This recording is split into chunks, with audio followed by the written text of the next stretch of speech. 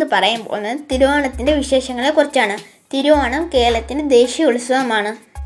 ഉത്തരേന്ത്യയിലെ ഹോളി ആഘോഷം പോലെ, മൈസൂരിലെ ദസറ പോലെ കേരളീയരുടെ ഏറ്റവും പ്രിയപ്പെട്ട ഉത്സവമാണ് തിരുവോണം.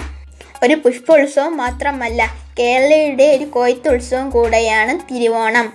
ചിങ്ങമാസത്തിലെ അത്തനാൾ മുതലാണ് ഓണം ആഘോഷിക്കുന്നത്. ഉത്രാടം, തിരുവോണം, അവിട്ടം, ചതയം ഈ 4 ദിവസമാണ് കൂടുതൽ പ്രാധാന്യം. അത്തം മുതൽ ഓണത്തിനുള്ള ഒരുക്കങ്ങൾ ആരംഭിക്കുകയായി. മുറ്റത്ത് ചാണകം കൊണ്ട് കളം മെഴുകി പൂവിട്ട് അലങ്കരിക്കുകയാണ് ആദ്യത്തെ ചടങ്ങ്. തൃക്കാക്കരപ്പനെ എഴുന്നള്ളിച്ചിരുത്താനുള്ള ഇരിപ്പിടമാണ് പൂക്കളം കൊണ്ട് ഉദ്ദേശിക്കുന്നത്. അത്തം മുതൽ ഉത്രാടം വരെയാണ് പൂവിടൽ. തിരുവോണം ദിവസം രാവിലെ കുളിച്ച് ക്ഷേത്രത്തിൽ പോയി ആരാധന നടത്തുന്നു. അന്ന് തറവാട്ടിൽ കാരണവർ എല്ലാവർക്കും ഓണക്കോടിയും ഓണ സമ്മാനങ്ങളും നൽകുന്നു. പിന്നെ വിഭവസമൃദ്ധമായ ഓണസദ്യയായി ഉപ്പേരി, പപ്പടകം, പായസം എന്നിവ ഓണസദ്യയ്ക്ക് ഒഴിച്ചുകൂടാനാവാത്ത വിഭവങ്ങളാണ്. ഓണസദ്യ കഴിഞ്ഞാൽ പിന്നെ ഓണക്കളിയായി.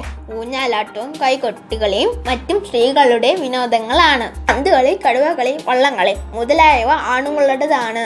എല്ലാ ആളുകളും ഈ ആഘോഷത്തിൽ പങ്കെടുക്കും. Thank you.